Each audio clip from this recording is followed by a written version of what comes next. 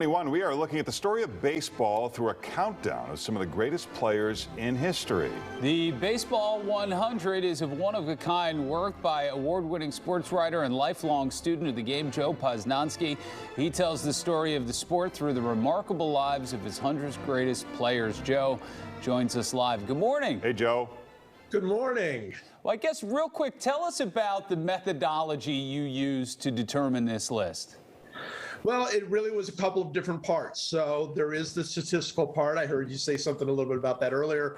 I worked with a great statistician named Tom Tango, and we developed a stat formula that sort of involves the things that I think are most important in baseball. And we came up with a list. But then, as you guys probably know, that the list is much larger than that because there are players on this list from the Negro Leagues, players on this list from Japan, players who we don't have the same statistical thing. So it really was a blending, I think. I like to say it's a little bit of a blending of art and science. All right, so let's look at the top five. And number 5 is the one that most of our viewers probably have not heard of. So this is interesting to me, Oscar Charleston. Yeah, one of the greatest players ever, played into his entire career in the Negro Leagues in the 1920s and 30s before Jackie Robinson came and integrated the game. Could do everything, hit home runs, steal bases, played a great center field, just an incredible player. At the time, people were calling him the greatest player in baseball, and he was called sometimes the Black Babe Ruth and sometimes the Black Ty Cobb, who were the two dominant white players of the time. Just an extraordinary player, and putting him at number 5, I do hope that people will get to know a little bit more about Oscar Charleston. I write quite a bit about him there. Number 4, a guy that most baseball fans and casual baseball fans know, of course, Hank Aaron, number 4. Yes, Henry Aaron, not only one of the all-time great players, but one of the all-time great people in the history of the game. We just lost him less than a year ago. He broke Babe Ruth's home run record. Everybody remembers that. But what they might not know is that he will always, in my view, hold the record for total bases. He owns it by almost 1,000 total bases. Wow. That's how much better he was than everybody else. Yeah, incredible. All right, number 3 is Barry Bonds. So I take it there's no asterisk with the steroid issue in your formula. Well, no. I mean, there might be a little bit of an asterisk because you could certainly make an argument for him at any number. But I'll tell you what, greatest hitter I ever saw. And obviously, we know about the steroids. We know about him bulking up at the end of his career.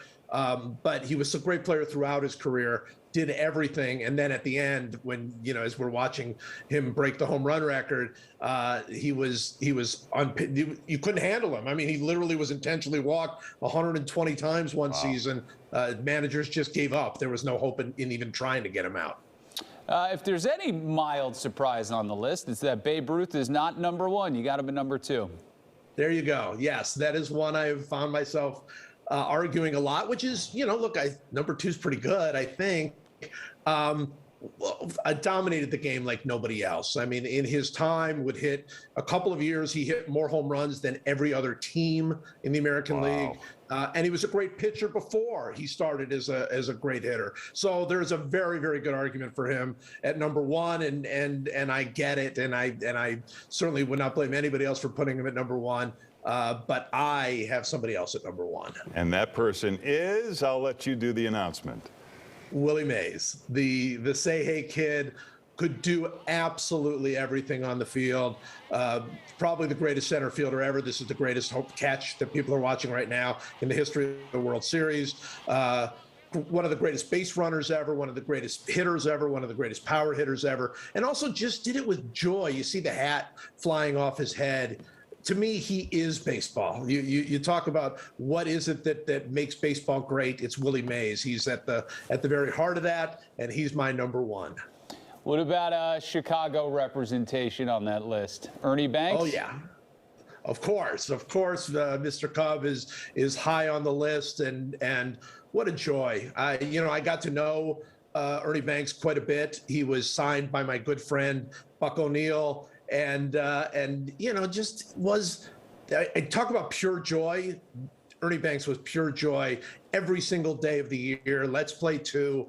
And of course, a great shortstop in his younger days, and a phenomenal power hitter, 500 home runs and everything else. Truly one of the all-time great players. All right, for more, check out Joe on Twitter and his website. Joe, thanks so much. Thanks, Joe. Hey, thank you.